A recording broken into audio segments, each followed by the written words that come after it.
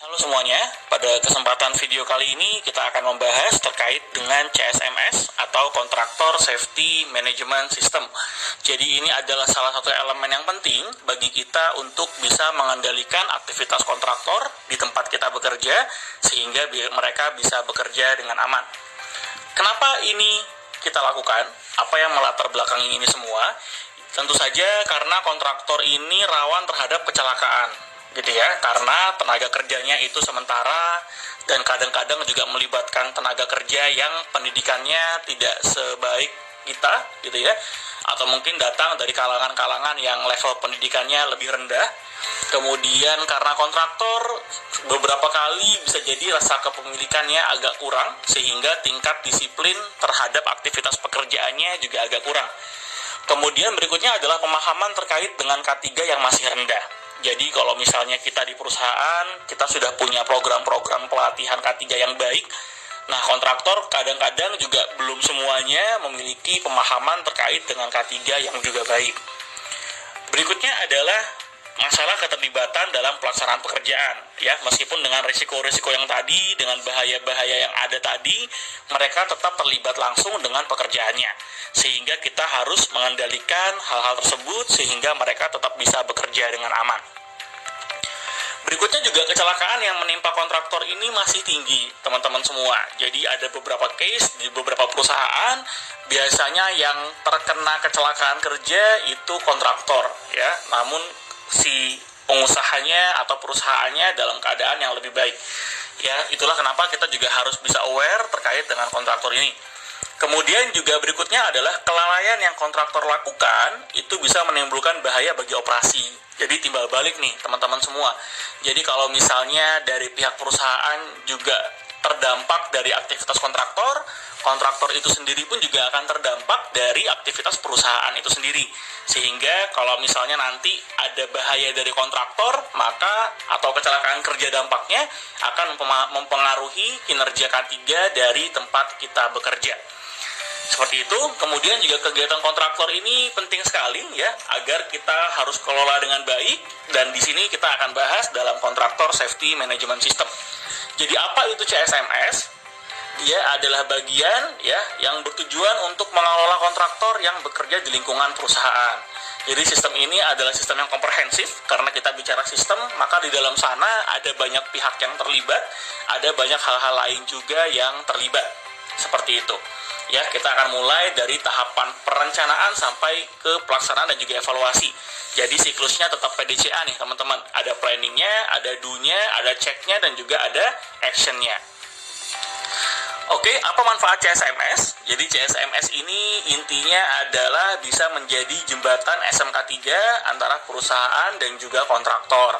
Jadi kontraktor bisa lebih paham nih terkait dengan persyaratan K3 dengan adanya CSMS di tempat kita bekerja. Kemudian berikutnya adalah perusahaan harus memiliki SMK3 yang baik, sehingga kita bisa implementasikan kepada kontraktor kita. Sehingga dari segi perusahaan, kita juga harus terupgrade, harus mengupgrade diri kita, sehingga kita bisa lebih paham terkait dengan K3 itu sendiri. Berikutnya adalah kalau teman-teman masih ingat di pembahasan mengenai sistem manajemen K3 dan juga ISO 45001 atau PP 50 tahun 2012, salah satu elemennya, salah satu klausulnya juga mempersyaratkan terkait dengan bagaimana kita mengelola kontraktor. Jadi pendekatannya juga kita bisa masukkan ke dalam sistem manajemen kita, ya, sehingga mulai dari perencanaan sampai ke tahapan actionnya nanti ke depannya, kita bisa mengendalikan kontraktornya dengan baik. Berikutnya adalah operational control ini juga tentunya memiliki korelasi dalam SMK3 gitu ya, karena dalam aktivitas pekerjaan yang dilakukan bisa jadi di dalamnya ada kontraktor yang langsung terlibat. Misalnya Bapak dan Ibu perusahaannya bergerak di bidang farmasi, kemudian tiba-tiba ingin membangun gudang bahan baku misalnya, maka pembangunan gudang itu tentunya akan melibatkan kontraktor. Nah, bagaimana kontraktor bisa bekerja dengan aman, personelnya juga aman, itu juga menjadi tanggung jawab kita selaku orang yang mempekerjakan mereka. Oke, apa saja sih sebenarnya ya tahapan-tahapan dari CSMS ini? Ya, biasanya akan dimulai dari administrasi dulu perencanaannya, gitu ya. Jadi pertama kali jelas kita membuat prosedur terlebih dahulu di tempat kita bekerja. Jadi bagaimana prosedur itu itu bisa mencakup seleksi supplier, seleksi kontraktor ya, sampai ke tahapan evaluasinya. Evaluasi kontraktor tentunya dengan mempertimbangkan aspek dari K3. Seperti itu. Jadi ketika kita mulai untuk mencoba untuk membuat rancangan suatu program yang membutuhkan kontraktor, maka kita akan mulai dari administration phase dulu. Jadi kita mulai dengan menseleksi untuk mencari kontraktor yang paling baik ya, terutama kalau fokus kita di K3, maka yang kinerja K3-nya bagus. Ya, di sana kita biasa akan punya dokumen risk assessment. Jadi kita analisa dulu nih, kira-kira program atau event atau hal-hal yang mau kita buat dengan melibatkan kontraktor ini, apakah risikonya tinggi, apakah risikonya sedang, atau risikonya kecil. Dari sana nanti kita bisa menentukan kualifikasi dari kontraktor yang mau kita pilih. Ya. Dan berikutnya ada pre-qualification. Pre-qualification ini biasanya adalah proses dari mereka untuk mensubmit dokumen-dokumen sesuai dengan kualifikasi kita. Jadi kita mempersyaratkan misalnya perusahaannya harus punya kebijakan K3, harus punya prosedur K3, harus menyediakan APD, harus mengimplementasikan sistem manajemen K3 misalnya. Dari sana kita menseleksi sesuai dengan kriteria K3 yang sudah kita tentukan. Ya, begitu sudah disubmit, sudah dimasukkan datanya, sudah kita review, baru kita memilih kontraktor sesuai dengan risikonya dan sesuai dengan hasil dokumen yang sudah kita review. Apakah kontraktor ini bagus atau tidak. Kita juga bisa menggunakan sistem scoring misalnya. Jadi katakanlah kita punya 10 elemen pre-qualification. Ada kebijakan, ada prosedur, ada training, ada terkait dengan MSDS dan lain sebagainya. Nah, kita bisa buatkan scoring system juga. Jadi misalnya kalau skornya di atas 70, maka mereka bisa masuk sebagai vendor atau kontraktor. Tapi jika tidak, maka ya kita harus mencari kontraktor yang lain. Kita bisa buat seperti itu. Dari sana lalu ada kontrak award ya, kita berikan kontrak ya, artinya mereka sudah lolos untuk bekerja dengan kita. Nextnya adalah field implementation. Jadi kita lihat nih pekerjaan mereka bagaimana, ada tidak aktivitas yang jelas, ada instruksi kerjanya atau tidak, bagaimana hiradisi atau JSA-nya ada atau tidak, itu yang nanti kita juga sama-sama monitoring, kita sama-sama kontrol. Jadi mulai dari pre-job activity-nya sampai work in progress saat pelaksanaan gitu ya. Misalnya case tadi adalah perusahaan konstruksi, maka kita cek di awal pre-job activity-nya bagaimana. Orangnya apakah sudah punya ahli K3 konstruksi, pekerjanya apakah sudah di training, APD-nya apakah sudah disediakan dengan baik, itu kita verifikasi. Berikutnya selama pekerjaan berlangsung pun kita perhatikan, kita monitoring, kita cek secara berkala, dan terakhir di final evaluation baru kita lihat bagaimana, apakah tidak ada kecelakaan kerja, apakah tidak ada penyakit akibat kerja, itu menjadi poin evaluasi bagi kita semua. Membahas terkait dengan tahapan-tahapan dari kontraktor safety management system. Ya, akan dimulai dari tahap administrasi, kita punya risk assessment. Jadi di sini kita sebagai perusahaan melakukan penilaian awal risiko K3 yang berhubungan dengan ruang lingkup pekerjaan. Contohnya adalah kita mau membangun gudang bahan baku di perusahaan kita. Oke, di sini perusahaan bertanggung jawab ya untuk melakukan penilaian awal risiko K3 ya yang berhubungan dengan ruang lingkup pekerjaannya. Jadi kita cek bagaimana probability-nya, bagaimana severity-nya, sehingga kita tahu risikonya berapa. Misalnya kita ingin membuat gudang bahan baku. Nah, dalam kita membuat ini, kira-kira aktivitas itu dengan ruang lingkup pekerjaan seperti itu, risikonya apakah kecil, menengah, atau tinggi? Ya, bisa jadi risikonya tinggi. Maka kita juga nanti akan menentukan, mengembangkan CSMS-nya. Kita bisa cari klasifikasi perusahaan-perusahaan yang lolos dengan kategori risiko yang tinggi.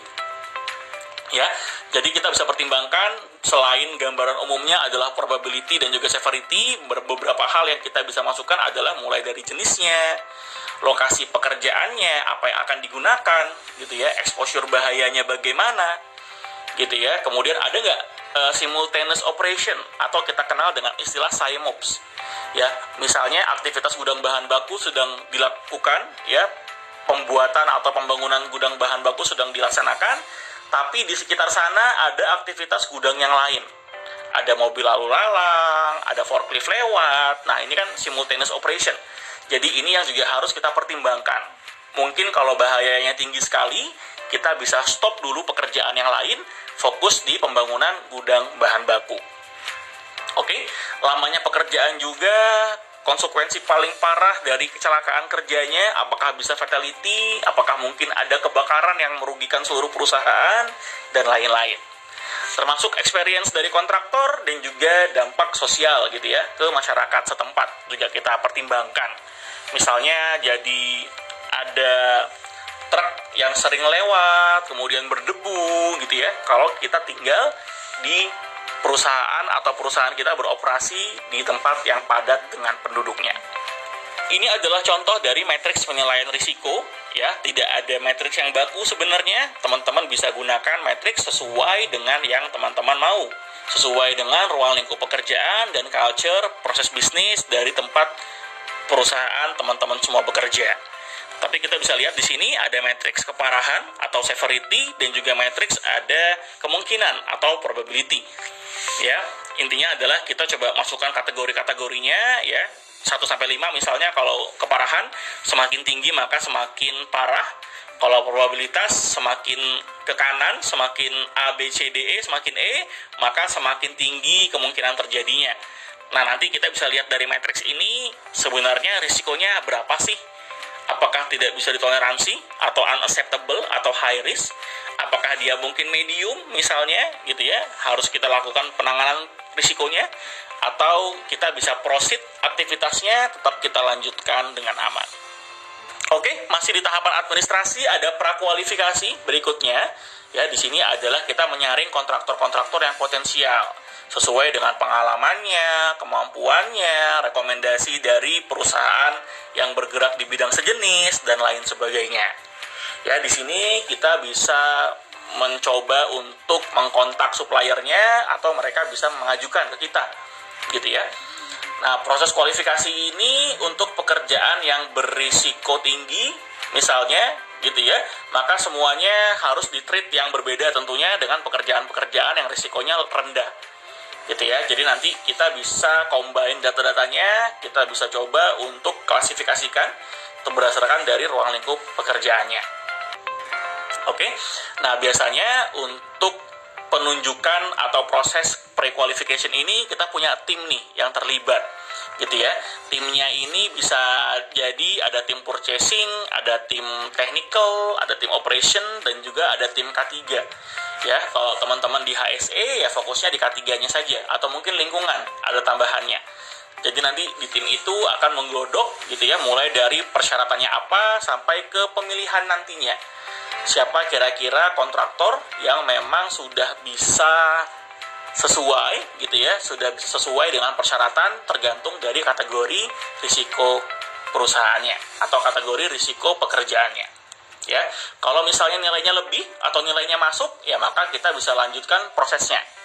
Ya, namun kalau nilainya kurang, ya maka kita bisa cari yang lain atau kita bisa komunikasikan kembali kepada kontraktornya. Mungkin ada dokumen yang kurang, mungkin ada apa yang kurang mereka pahami. Jadi kita bisa komunikasikan, nanti ada update-nya, diinformasikan kembali ke perusahaan kita. Oke, berikutnya seleksi gitu ya. Seleksi ya kita mulai dengan penyiapan dokumen lelang, kemudian biasanya kalau memang memungkinkan kita ada kunjungan lapangan, kita cek ke perusahaannya, apakah perusahaannya oke atau tidak implementasi K3-nya. Tapi kalau misalnya dirasa kurang memungkinkan, bisa dengan dokumen saja.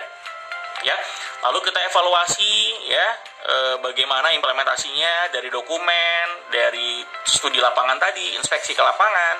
Kalau perlu kita lakukan klarifikasi.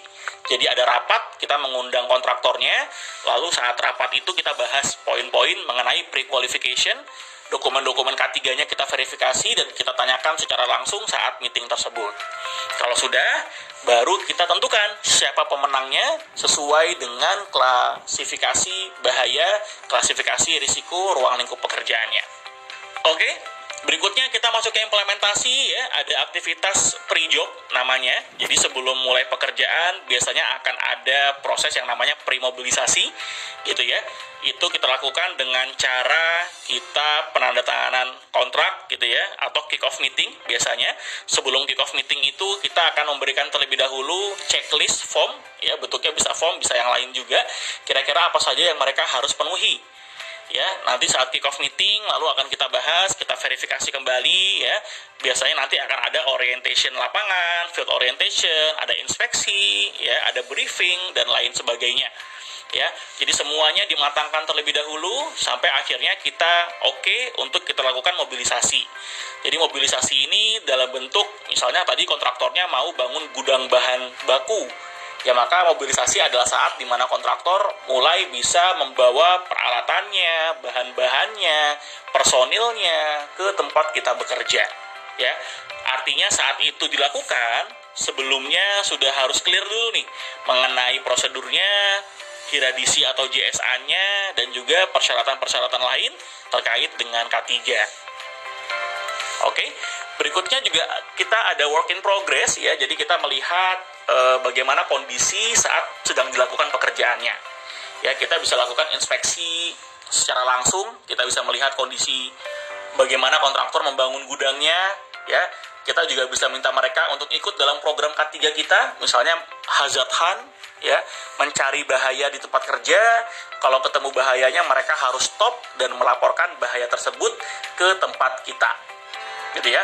Atau misalnya kunjungan manajemen gitu ya, atau kita juga bisa lakukan joint inspection, ada perwakilan kita dan juga perwakilan dari kontraktornya. Itu boleh-boleh saja. Tujuannya adalah kita mau menjamin setelah perencanaan tadi semuanya dilakukan dengan baik, saat implementasinya pun juga tetap dilakukan dengan baik. Dan ketika sudah berjalan dengan baik, berikutnya adalah tahapan evaluasi. Jadi evaluasi ini adalah kita mengecek ya bagaimana akhir dari pekerjaan kontraktor. Apakah sudah aman, apakah sudah sesuai dengan program, apakah tercapai atau tidak tujuannya. Ya, kalau misalnya laporan evaluasinya ini bagus, ya maka kedepannya kita bisa gunakan kembali nih vendor ini. Ya, namun apabila nilainya kurang, ya maka kita ada kemungkinan untuk mencari vendor lain yang lebih baik. Ya, maka saat evaluasi ini silahkan teman-teman di perusahaan tolong ditetapkan kriteria apa saja yang nanti akan digunakan sebagai poin untuk melakukan evaluasi terhadap kinerja kontraktor. Oke, jadi teman-teman sudah tahu ya bahwasanya aktivitas kontraktor juga menjadi elemen yang kita harus kendalikan di tempat kita bekerja. Jangan sampai justru kontraktor membahayakan aktivitas kita, atau malah sebaliknya, kita yang justru membahayakan aktivitas kontraktor di tempat kita bekerja. Oke? Terima kasih dan sampai bertemu di video selanjutnya.